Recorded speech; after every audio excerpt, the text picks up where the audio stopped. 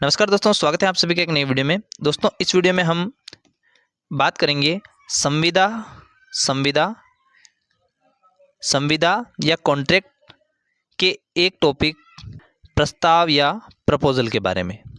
दोस्तों, प्रस्ताव या प्रपोजल होता क्या है?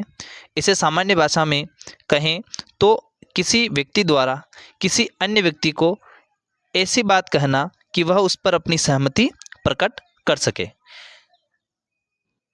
इसे अपन परिभाषा के माध्यम से समझते हैं। दोस्तों, इसकी जो परिभाषा है वो इंडियन कॉन्ट्रैक्ट एक्ट 1872 के सेक्शन 2A में इसकी परिभाषा दी गई है। दोस्तों, इसकी परिभाषा कुछ इस प्रकार है। एक व्यक्ति दूसरे व्यक्ति की सहमति प्राप्त करने की दृष्टि से अपनी कोई कार्य करने या न करने की इच्छा प्रकट करता है तो उसकी इच्छा प्रकट करना या न करना प्रस्ताव कहलाता है। इसे अपन एक उदाहरण के माध्यम से समझ सकते हैं।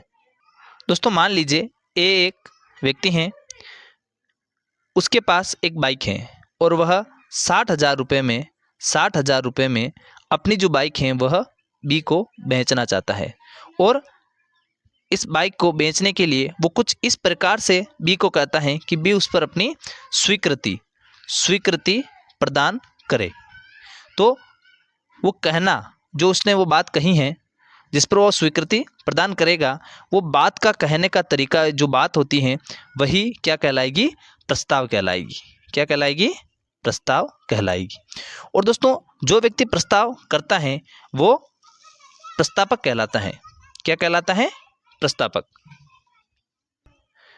अब दोस्तों, प्रस्ताव जो होता है वह दो प्रकार के होते हैं। एक सामान्य प्रस्ताव होता है और दूसरा विशिष्ट प्रस्ताव। दोस्तों, सामान्य प्रस्ताव ऐसे प्रस्ताव होते हैं जो सबके साथ किए जा सकते हैं। जैसे न्यूज़पेपर के अंदर जो है कोई एडवर्टाइजमेंट देना।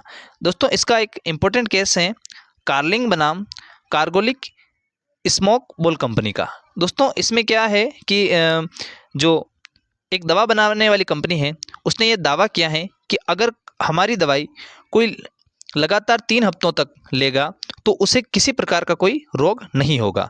तो दोस्तों, एक महिला ने उसकी ये सारी बातें मानी और उसने उसकी दवाई को लगातार 3 हफ्तों तक लिया और बाद में उस महिला को बहुत सारी बीमारियां हो गई। तो उस महिला ने जो है वह कोर्ट में केस दायर किया कि भाई जो कंपनी ने जो दावा किया है वह झूठा है। तो कोर्ट ने कंपनी द्वारा किया गया दावा, न्यूज़पेपर में जो दावा किया था उसको भी प्रस्ताव माना और 100 पाउंड जो कंपनी ने पहले बोल रखा था वह हर्जाना उस महिला को दिलवाया। अब दोस्तों, बात कर लेते हैं प्रस्ताव के आवश्यक तत्व के बारे में।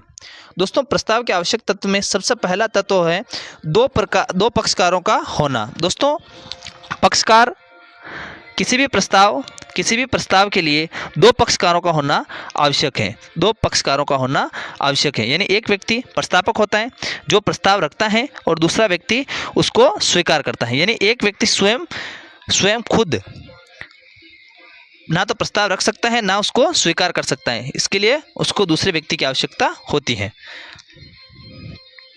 अब दोस्तों, दूसरा किसी कार्य को करने या न करने के बारे में होना। यानी किसी कार्य को करने या न करने के बारे में प्रस्ताव होता है। यानी कोई व्यक्ति यानी ए व्यक्ति बी व्यक्ति के सामने कुछ ऐसी बात रखेगा कि वह उस कार्य को करने या न करने पर अपनी रजामंदी प्रकट कर सकते हैं। अब दोस्तों, इसका उद्देश्य अन्य व्यक्ति की अनुमति प्राप्त करना होता है। यानी एक व्यक्ति दूसरे व्यक्ति की अनुमति प्राप्त करने के लिए जो है वह प्रस्ताव रखता है और प्रस्ताव का निश्चित होना आवश्यक है। दोस्तों, यहाँ पर प्रस्ताव का निश्चित होना आवश्यक है। यानी जैसे इसे अपन एक उदाहरण के माध्यम से समझ सकते हैं।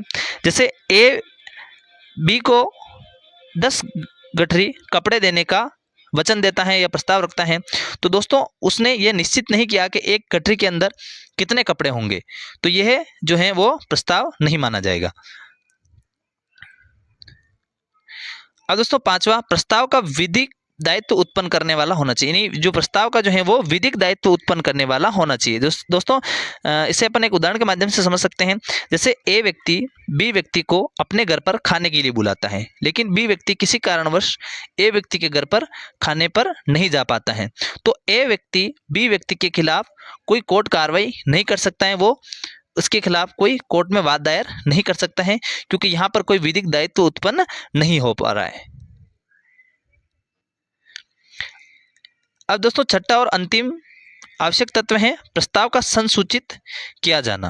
प्रस्ताव का जो है वो संसूचित किया जाना आवश्यक है, यानी जो प्रस्ताव कर रहा है, यानी जिस व्यक्ति से प्रस्ताव किया जा रहा है उसको जानकारी होना आवश्यक है। जैसे ए व्यक्ति बी के साथ कोई प्रस्ताव कर रहा है, तो ए व्यक्ति बी व्यक्ति के साथ जो भी प्रस्ताव कर रहा है या प्रस्ताव रख रहा है, इसकी जानकारी बी को होना आवश्यक है। अब इसका जो माध्यम है वो टेलीफोन भी हो सकता है, या आमने सामने बैठकर भी हो सकता है, या कोई पत्र भी हो सकता है, यानी पत्र के द्वारा भी प्रस्ताव किया जा सकता है, एक टेलीफोन के माध्यम से भी प्रस्ताव रखा जा सकता है। आई होप दोस्तों ये वीडियो आपको समझ में आ गया होगा। वीडियो को दोस्तों के साथ साझा करें, और दोस्तों मैं लॉ से रिलेटिव ऐसे बहुत सारे वीडियो इस चैनल पर लाने वाला हूं, तो चैनल को सब्सक्राइब करें। मिलते हैं दोस्तों नेक्स्ट वीडियो में, तब तक के लिए जय हिंद, जय भारत, वंदे मातरम।